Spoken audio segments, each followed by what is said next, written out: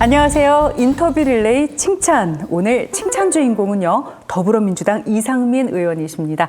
안녕하십니까? 네, 안녕하세요. 네, 반갑습니다. 의원님께서는요, 20대에 이어서 21대에도 저희 인터뷰 릴레이 칭찬의 주인공이 되셨습니다. 간단하게 소감 좀 여쭤봐도 될까요? 아유, 영광이고요. 또 추천해 주신 박진호 의원님한테 과분하게 감사를 드립니다. 네. 두 분 다 저희 국민들에게 많이 알려주신 분들이신데요. 자, 어떤 칭찬을 해주셨는지 정말 궁금합니다. 자, 칭찬 들어보겠습니다.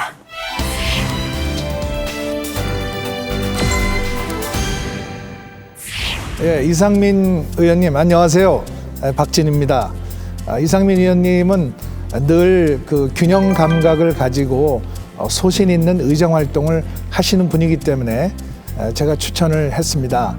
앞으로도 계속 여야 간에 서로 소통하고 상생하면서 초당적으로 국민들을 위한 좋은 입법 활동이 이루어졌으면 좋겠습니다. 우리 이상민 의원님과 함께 우리 외통위가 앞으로 잘 발전할 수 있도록 저도 같이 노력하겠습니다. 축하드립니다. 아유, 박진호 의원님, 저를 이 과분하게 또 칭찬 릴레이에 이렇게 선정을 해주셔서 감사를 드립니다. 뭐 평소에는 많이 배우기도 하고 또 여러 가지 예의나 또 이렇게 처세나 또는 식견이나 이런 데 있어서 제가 좀 많이 배웁니다. 이제 윤석열 정부에서 아마 박진호 의원님이 큰 역할을 하셔서 국가 이익에 또 국민을 위해서 좀 더 큰 역할을 하실 거로 저는 기대되고 여야 관계없이 하나의 성공적인 협치의 그 성공적인 모델을 박진호 의원님과 제가 만들어 보고 싶습니다. 함께 화이팅! 제21대 국회의원 더불어민주당 이상민, 박진 의원이 뛰어난 균형 감각과 전문적 역량으로 실용적인 의정 활동을 펼치는 이상민 의원을 칭찬합니다. 칭찬합니다. 아유, 감사합니다. 제가 국회 방송에 여러 번 출연했는데 이거 주시는 거죠? 네. 예, 처음 받아봅니다. 국회 방송이 재정사정이 훨씬 낮은 것 같습니다.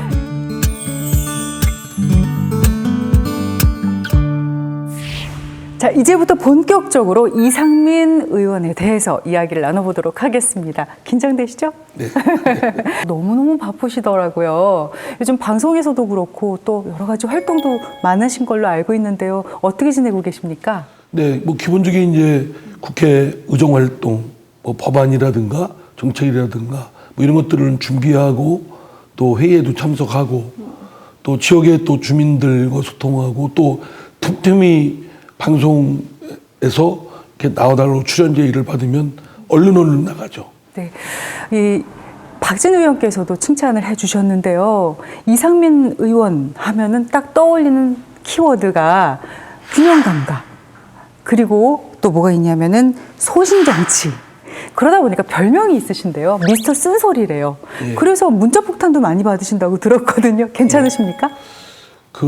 제가 달콤한 소리도 많이 합니다. 근데 이제 어쩌다가 쓴소리, 뭐 좀 듣기 싫은 소리, 고가운 소리를 자아 비판 차원에서 하는 거죠. 말하자면 뭐 상대당을 비판하기 전에 우리 당내의 그런 부족한 점 또는 고쳐야 될 점 이런 것들을 하는 건데 이제 듣는 입장에서는 굉장히 좀 듣기 싫죠. 국민들께서 정치인들에 대해서 가장 비판하는 게 언행이 불일치하다. 말과 행동이 틀리고 겉과 속이 틀리고 그리고 내로남불. 그렇기 때문에 신뢰가 없다는 점이 가장 비판받는 부분일 겁니다. 그래서 이거를 넘어서려면 신뢰를 축적을 해야 되겠죠.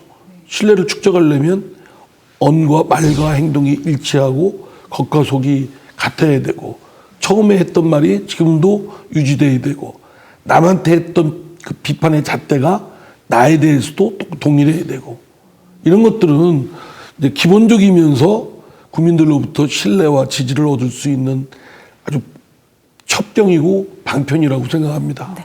좀 얘기를 바꿔서 화제를 돌린다면 대선 유성, 그쵸? 거기서 5선을 하셨습니다. 근데 네. 아무래도 5선이시다 보니까요, 지역 주민의 사랑도 받지만 의원님의 마음에도 좀 지역구에 대한 애정이 비교적 더 뜨겁지 않을까라는 생각을 네, 하는데요. 그렇습니다. 자, 그래서 저희가 지역구로 내려갔습니다. 주민의 목소리 담아왔거든요. 들어보겠습니다.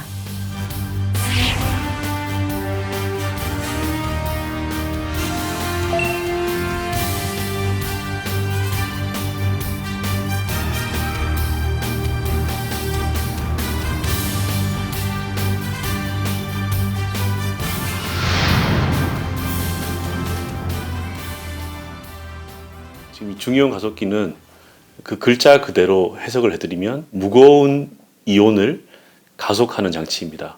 저희가 가속기를 통해서 희귀동이온소라는 이 자연계에는 존재하지 않는 수명이 아주 짧은 그 동이온소를 만들어낼 수가 있습니다. 이렇게 생성한 다양한 종류의 희귀동이온소들을 가지고 기초 과학이나 또는 응용과학에 활용할 수 있는 대형 거점 연구시설입니다.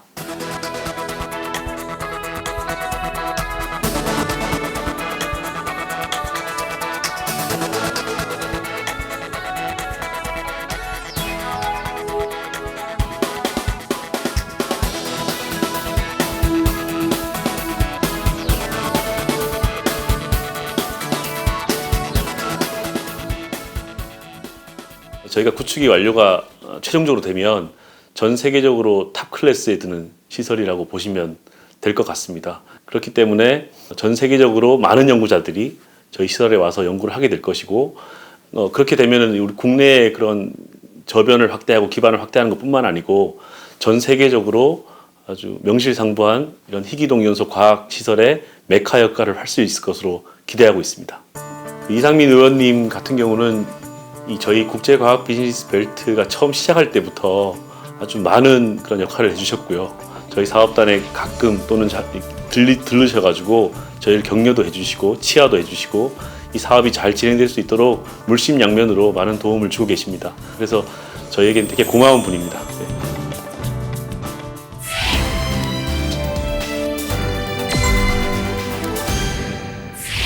이 중이온 가속기, 그쵸? 중이온 가속기 구축이 왜 그렇게 중요한 겁니까? 예, 우리 대한민국이 이제 아무것도 없던 척박한 시대에서 이제 발전하다 보니까 남의 나라의 선진 과학기술 그 문명을 많이 본받아서 베끼고 모방하고 그랬죠. 이제 상당 부분 어느 거는 1등하는 것도 있고 또 뒤쫓아가는 그런 분야가 있는데 이제는 1, 2위를 다투기 때문에 인류 문명, 과학기술 문명을 선도적으로 끌고 가는 입장입니다. 네. 그래서 우리가 그동안 뒤쫓다 보니까 기초과학은 좀 부족했는데 지난 이명박 정부 때 기초과학을 좀 튼튼히 하자라는 취지에서 국가적 차원에서 기초과학을 튼튼히 하기 위한 차원에서 국제과학 비즈니스 벨트를 네. 프로젝트를 만들었고 그 다음 박근혜 정부, 문재인 정부 이어서 지금까지 이 국제과학 비즈니스 벨트에 중이온 가속기가 무려 연구 장비가 한 1조 5천억 원. 예, 어마어마한 장비죠. 네, 네. 이거는 뭐 웬만한 나라는 돈 없으면 할 수 없는 장비입니다. 여기서 연구하는 건 우리가 인간이 발견한 입자들, 가장 기본되는 입자들을 빛의 속도에 가깝게끔 돌려가지고 가속을 시켜서 부딪히게 해서 그 안의 세계를 보게 하는 그런 연구 장비입니다. 그래서 그야말로 빅뱅이라는 거 들어보셨을 겁니다. 우주의 기원인 그것까지도 엿볼 수 있고 또 이걸로 인해서 나오는 파급된 성과는 신소재를 개발한다든가 또는 바이오의 여러 가지 연구의 성과를 이용한다든가 이런 것들이 굉장히 좋은 파급 효과가 줄 수 있는 연구 장비입니다. 기대를 하겠습니다. 네. 자, 이번에는요, 의원님께서 발의하신 법안에 대해서 조금 얘기를 해볼까 합니다. 먼저 국민 한 분께서 또 영상으로 말씀을 남겨주셨는데요. 어떤 얘기일지 들어보겠습니다.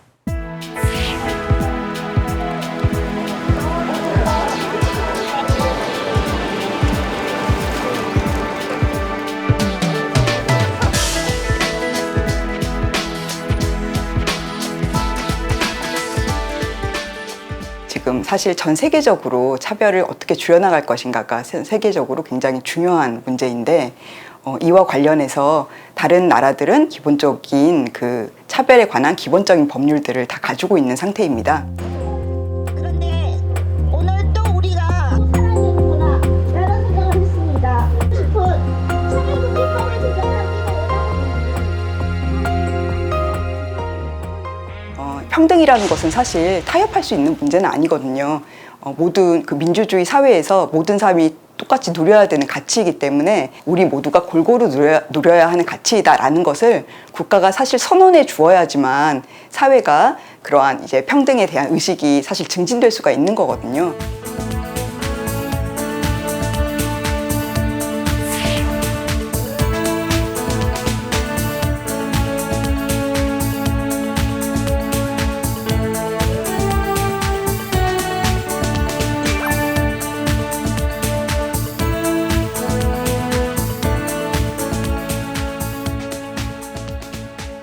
이상민 의원님이 지금 21대 국회에서 평등법을 민주당에서 처음 이제 발의를 해주셨었는데요. 구체적으로 차별의 문제라는 것이 어떻게 일상에서 문제가 될 수 있는가에 대한 감각을 굉장히 높게 가지고 계신 의원님이셨습니다. 예, 그런 면에서 이 평등법안이 실제로 제정될 때까지 의원님께서 이 법의 필요성을 국회 안팎에서 계속 이야기해 주실 수 있을 거라는 이제 기대와 믿음을 가지고 있습니다. 예, 그에 대한 감사함도 가지고 있고요.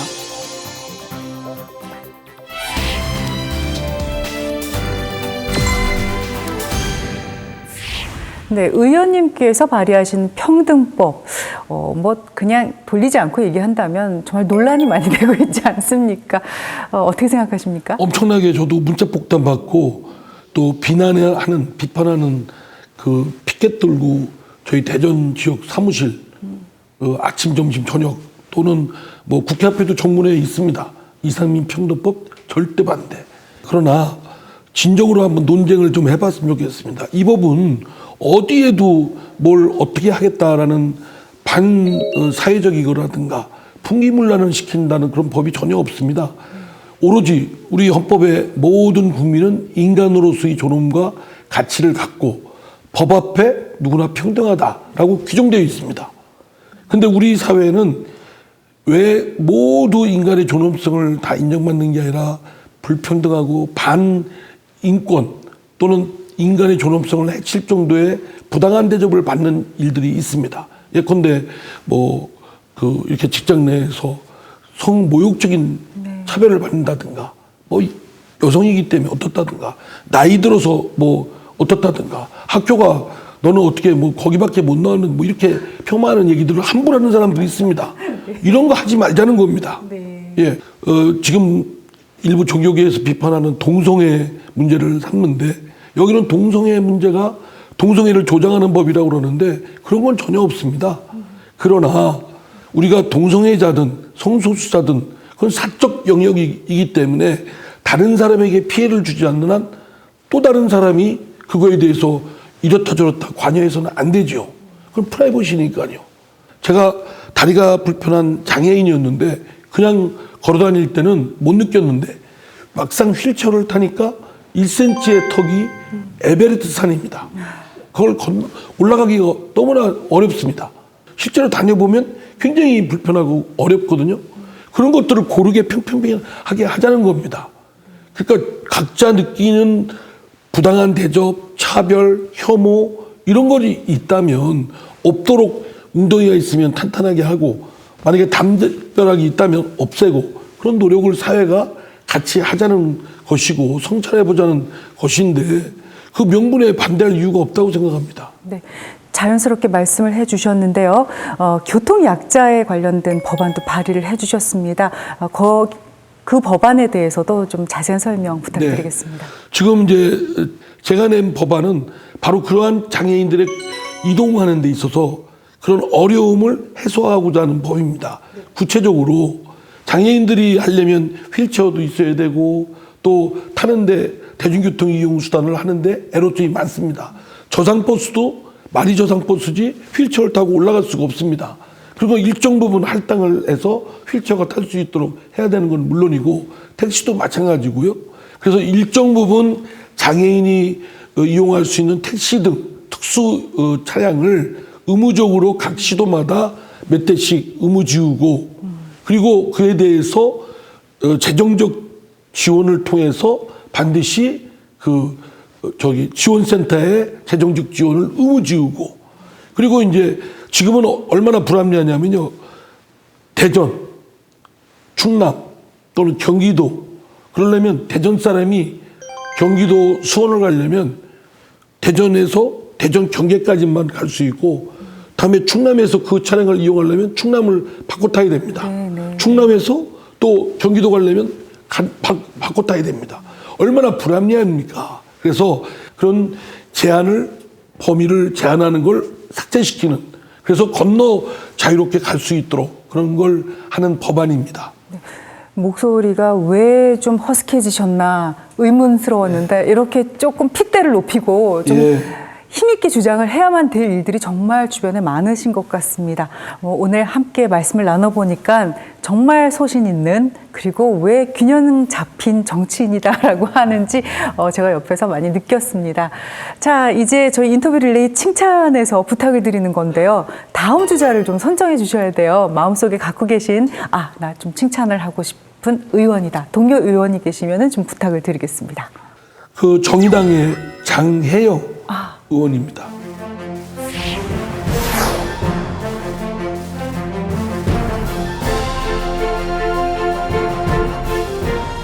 장혜영 의원님 잘 지내시죠?